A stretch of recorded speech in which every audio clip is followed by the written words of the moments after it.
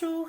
Bon, aujourd'hui, je vous parle du bleu, la belle couleur bleue que l'on trouve voilà, sur nos vêtements, dans notre habitat, mais également que l'on peut trouver sur nos minéraux préférés, avec différentes formes, différentes couleurs, différents formats. Voilà. Les bleus, il y en a plein de sortes différentes. On les retrouve voilà, sur beaucoup de minéraux, finalement. Donc j'ai décidé de vous en parler parce que cette couleur bleue, c'est une couleur qui émotionnellement est importante pour notre quotidien. C'est une couleur qui symbolise beaucoup, quand on parle chakra, la zone de la gorge, mais aussi du troisième œil quand on est sur des couleurs un petit peu plus foncées. À savoir, on est sur la zone de l'expression, de la parole, de la communication. C'est la couleur que l'on porte quand on a besoin de retrouver de l'estime de soi, de la confiance en soi, aller vers les autres, ou à l'inverse quand on est un peu trop volubile, ce qui est un peu mon cas des fois, où on parle un peu vite parce qu'on est un peu stressé, c'est d'arriver à canaliser cette énergie et de parler finalement un petit peu plus doucement, de manière plus posée, d'organiser ses idées et le message que l'on veut faire passer. Donc le bleu, c'est vraiment la couleur aussi voilà, on connaît la mer, la mer est bleue, le ciel est bleu, c'est assez céleste. C'est une couleur qui nous apaise, qui nous fait du bien, qu'on recherche avec le soleil en général, voilà, ça va de pair. C'est une couleur qui nous apaise, qui nous stimule aussi. C'est la couleur de la connaissance, de la curiosité aussi, de l'envie d'apprendre des choses. Donc on écoute aussi beaucoup avec le bleu.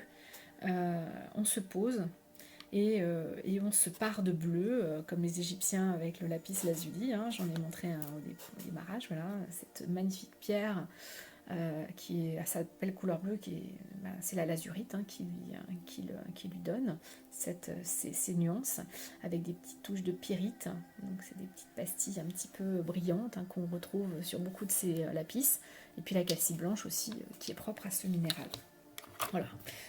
On peut le retrouver aussi, ce bleu indigo magnifique, sur la fameuse labradorite, magnifique même je dirais, avec plein de reflets, de nuances, qu'on retrouve donc selon sa provenance aussi et selon le brut que l'on a découpé. Là j'en ai un autre exemple, voilà, ça c'est un brut de labradorite, pardon.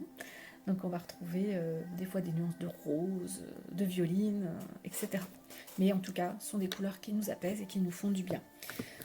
D'autres pierres qui sont bleues, on reste dans des bleus assez foncés, l'azurite, avec là ici des petites touches de malachite, qui sont de couleur verte, et c'est le cuivre qui va donner ces nuances de vert et de bleu. On va avoir également dans des bleus plus clairs, plus doux, peut-être que vous la connaissez celle-là, la célestine, c'est une pierre très douce, donc on est plus sur les couleurs bleu clair, c'est la gorge. Donc vraiment on est sur la douceur, on est, comment vous dire, sur l'expression, sur le dialogue, sur l'échange, mais vraiment avec une douceur qui nous fait du bien. Donc la petite en question, là j'avais pour exemple, voilà, là c'est de la turquoise de Madagascar, donc assez clair, donc c'est quelque chose que j'ai découvert il n'y a pas très longtemps, donc je me suis même demandé si c'en était, mais c'en est bien. Voilà, ça ressemble à d'autres pierres un peu plus claires comme ça. L'apatite bleue, bien sûr, l'incroyable apatite bleue et son bleu de fou, quoi. Moi, je suis fascinée par cette pierre. Quel autre? Là, j'avais pris un petit œuf de calcite bleu aussi, un bleu très clair. Après, vous allez retrouver dans les pierres bleues, j'avais fait une liste que je vous ai mis à disposition, l'aigle marine, l'angélite que je vous ai montré là, voilà, qui est un beau brut d'angélite. On les retrouve souvent sur des bracelets de perles. La calcédoine bleue aussi, qui est souvent avec des petites stries. Qu'est-ce que j'ai oublié? La chrysocole, qui mélange le vert et le bleu. La topaze, qui est bleue, très pâle quand elle est brute, et puis on la chauffe pour qu'elle devienne plus bleue. La turquoise aussi, quand elle est d'un bleu, celle d'Arizona, et d'un bleu flamboyant. Celles qui sont d'Iran aussi, avec le mixte turquoise et pyrite. J'en ai mis d'ailleurs sur mon site. Donc voilà, autant de bleu clair, on va dire, et de bleu foncé, représenté par le lapis, l'apatite bleue. Je regarde ma liste, parce que je ne voudrais pas que je vous en oublie. Une cyanite, la dumortierite, la iolite, poirdierite, l'œil de faucon aussi. Là, j'ai un petit morceau de Petersite que vous connaissez certainement. J'adore cette pierre parce qu'en fait c'est un mélange d'œil de faucon et d'œil de tigre. Là elle est assez bleue, donc on est plus sur l'œil de faucon. Donc pareil, c'est une pierre qui est bleue, un bleu très intense, assez foncé. Le saphir bleu, également est une pierre, bleue. Voilà, donc le bleu est vraiment quelque chose qui nous attire beaucoup, c'est la couleur aussi du monde professionnel, hein, puisqu'on est souvent amené à s'exprimer, à communiquer dans la société dans laquelle on est.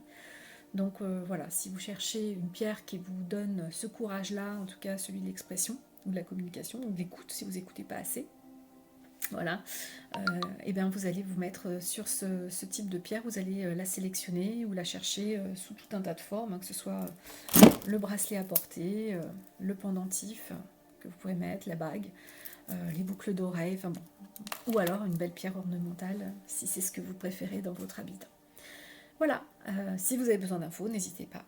Donc c'était Patricia Mouvier, pierre d'émotion, et je vous souhaite une bonne fin de soirée, une bonne fin de semaine, sinon tout en bleu.